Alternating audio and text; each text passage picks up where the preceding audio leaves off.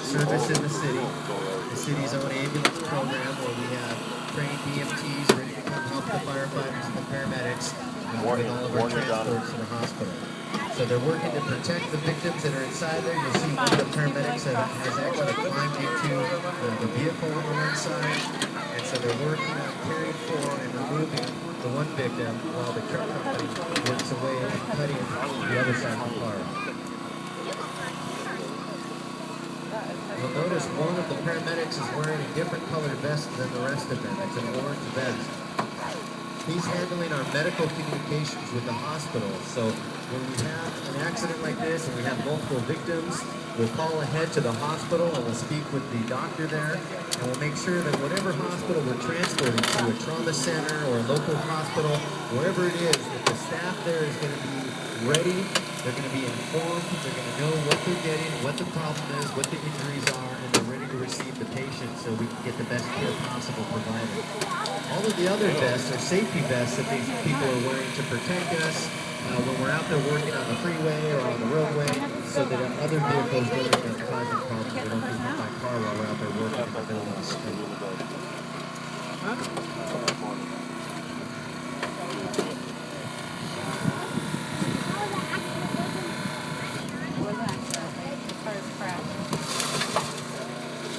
So you'll hear some of the glass breaking. They have tools that they'll use to break the glass, and they're going to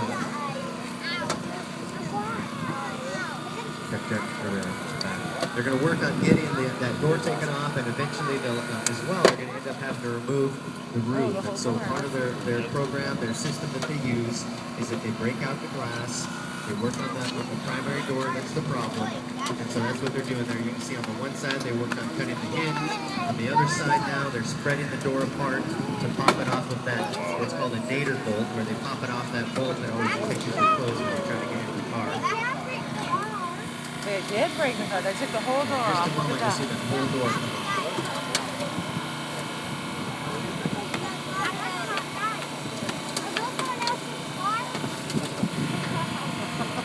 Not anymore, though.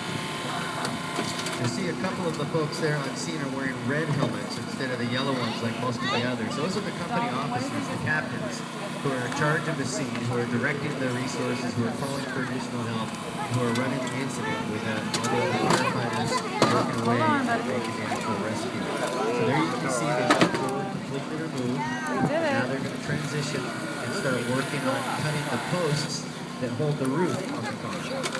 So they'll cut all those posts away and remove the roof of the car so they have complete access.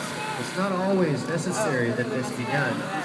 And in this case, it probably would not be necessary with this vehicle, but we'll give you a show. I want you to see everything that they'll do.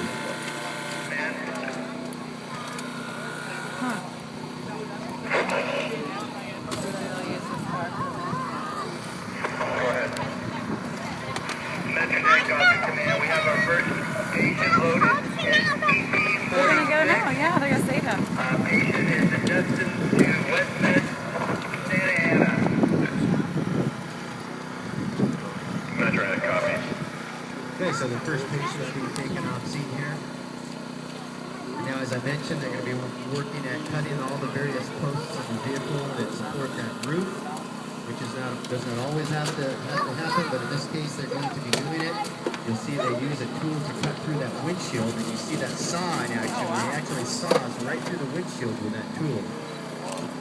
That is really, really... If any of you have a newer vehicle, you know you've got airbags. And the airbags present a problem for firefighters because lots of times there are small explosive charges and electrical equipment that are hidden in some of these posts and panels on this vehicle in and around the roof. And so they have to be very cautious about what they cut and what they don't cut and where they cut.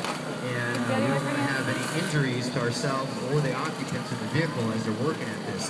So especially the newer vehicles, it's an entirely different challenge.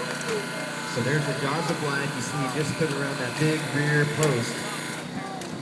We label the post in order from front to back with letters A, B, C. He's cutting the C post right now.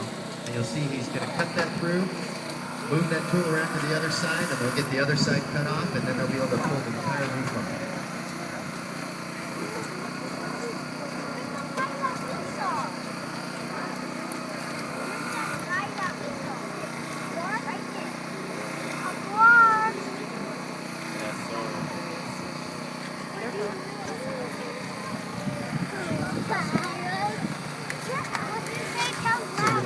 department here, consisting of 8 stations in the city with 8 of these paramedic engine companies like the one you see here, and 2 truck companies like the one you're seeing parked there, and 4 ambulances like what you see there, and the battalion chief.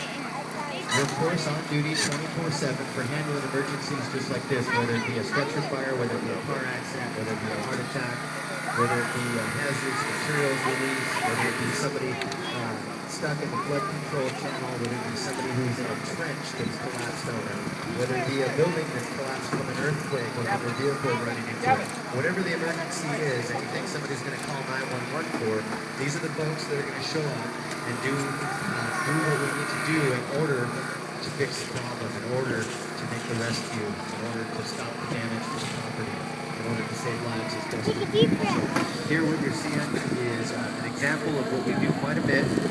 We have a number of structure fires every year, hundreds of structure fires occur every year, but what we do more than to put out fires is this: go to car accidents, go to people's homes for heart attacks, You can various stand, but types don't of touch it. medical Don't lean on emergencies. it. We do that Just far don't lean more. on it. So we've got paramedics in every It's a little city shaky. has paramedics in the so we can provide the best level of care for you. So here you see the firefighters are going to be lifting that roof. They have to support it carefully because once they cut all those posts, that roof could fall on top of the people inside the car. So now you've got 4 firefighters holding that roof. Once the last post is cut, you'll see them lift it and take it off the back of the vehicle.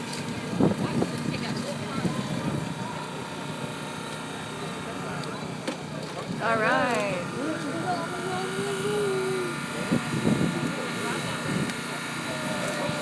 Now, because they have the roof removed, it's much easier for anybody who needs to climb into that vehicle to provide additional medical care to the victim who's in there, to stabilize the cervical spine. With a collar, you'll see they've got a backboard ready to go.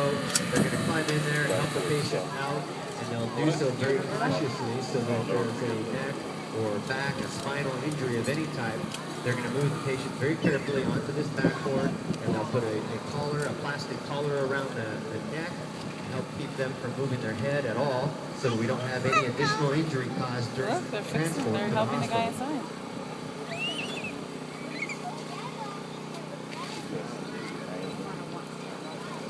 Morgan. Hands off, please.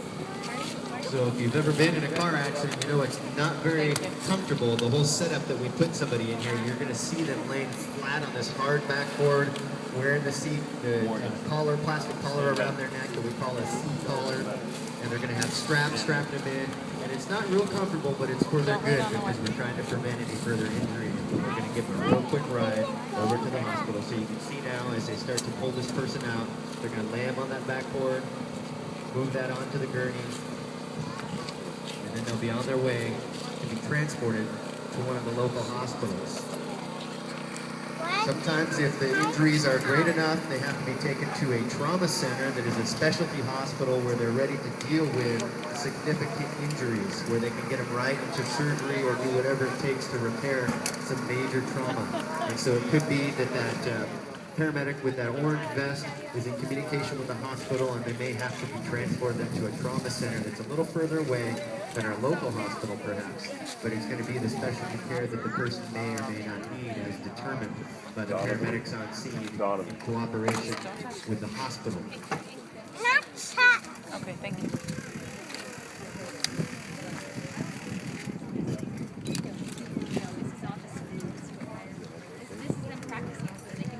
So Huntington Truck 45 has effectively extricated the victim for us. The paramedics and the ambulance operators with Engine 47 and the ambulance unit there. I guess you can't do it for the first time on a victim, so. Yeah. You know? I did right. I wouldn't want to be the victim the first time. Right. That's a lot of work.